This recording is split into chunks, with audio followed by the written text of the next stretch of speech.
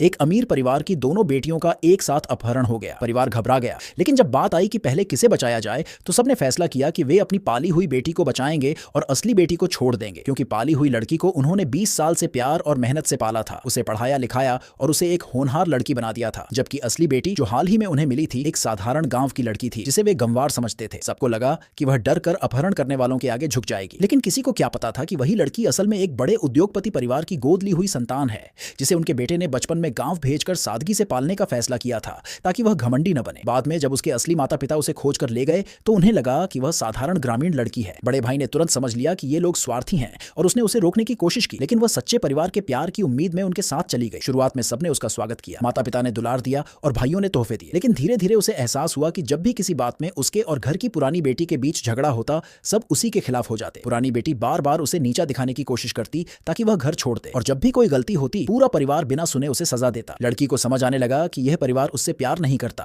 बल्कि अपने फायदे के लिए इस्तेमाल कर रहा है। एक दिन फिर दोनों बहनों का अपहरण हुआ और माता पिता ने वही गलती दोहराई। वे अपनी पुरानी बेटी को बचाने निकले क्योंकि वही उनके लिए कीमती थी, लेकिन असली बेटी ने हिम्मत दिखाई, अपनी समझदारी से अपहरण करने वालों को धोखा देकर वक्त निकाला और खुद को बचाया। उसी समय उसके असली गोद लेने वाले परिवार ने अपनी कंपनी के लोगों को भेजकर उसे छुड़ा लिया। अपहरण करने वाले पकड़े गए और जेल गए। बाद में लड़की को पता चला कि उसका बड़ा भाई एक हादसे में मर गया था, लेकिन मरने से पहले उसने अपनी पूरी कंपनी उसके नाम कर दी थी। यह जानकर उसे दुख भी हुआ और ताकत भी मिली कि अब वह खुद अपने पैरों पर खड़ी होगी। जब वह घर लौटी तो उसके असली माता पिता और भाइयों ने फिर भी उसका स्वागत नहीं किया, बल्कि उसे ही दोषी ठहराया। पुरानी बेटी ने तो उसे मारा भी। जब उसने सच बताया कि वह असली बेटी है तो माँ ने उसे झूठा कहा और थप्पड़ मार दिया। लड़की ने कहा, अगर तुम सच में मेरी माँ हो तो मैं सम्मान करती हूँ, लेकिन अगर यह सब लालच के लिए कर रही हो तो अब मैं चुप नहीं रहूंगी। वह घर छोड़ने लगी। तभी पुरानी बेटी फिर आई और बोली कि तू सब दिखावे के लिए कर रही है। उसने उसे धक्का दिया और वह घायल हो गई। लड़की ने कहा, अब तू ही देखेगी कि असली सच क्या है। दोनों में झगड़ा हुआ और लड़की फिर घायल हुई। जब परिवार आया तो उन्होंने बिना कुछ सुने उसे ही दोषी ठहराया। पिता ने थप्पड़ मारा और भाइयों ने भी उसका साथ नहीं दिया। उसने कहा, अगर आपने मुझे मारा है तो अब आपका बेटा यह थप्पड़ लौटाएगा, और वह घर छोड़ने लगी। भाई ने रास्ता रोका और धक्का दिया